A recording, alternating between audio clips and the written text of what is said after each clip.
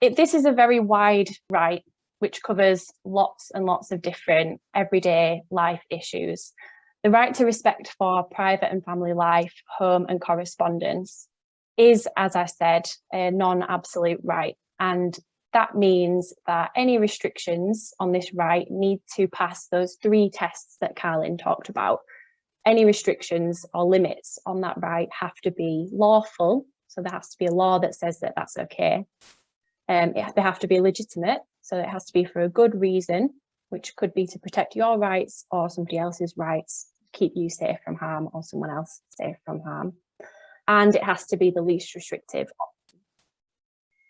So we're going to have a look now at the private life in a little bit more detail.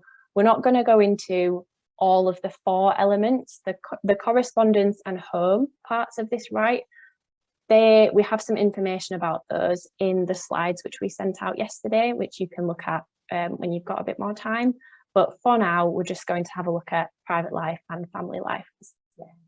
So the right to private information is included in this right, about making sure that our information is confidential. And it's about also making sure that we've got control over our own body and life, and that we're involved in decisions about our own life, our own care, our health, where we live, all those kind of things.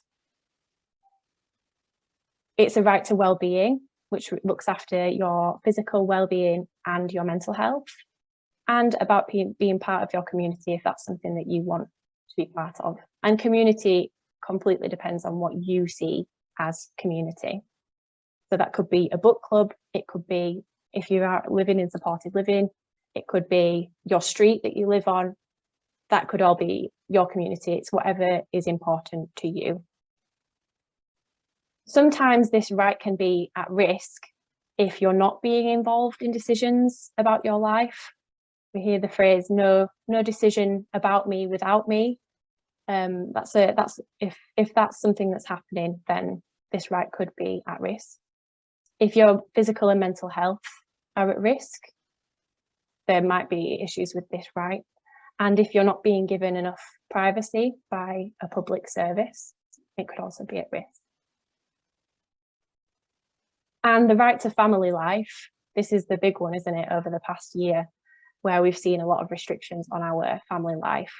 And under the Human Rights Act, Article 8 gives us the right to make friends and find a partner and have a family, and to keep in touch with our loved ones, especially if we've been moved away. And I know from reading a lot of your questions in the registration forms that this is something that a lot of you have had experiences of over the past year.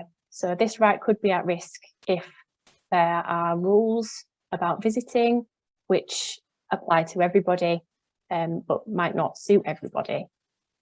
So that's Article 8.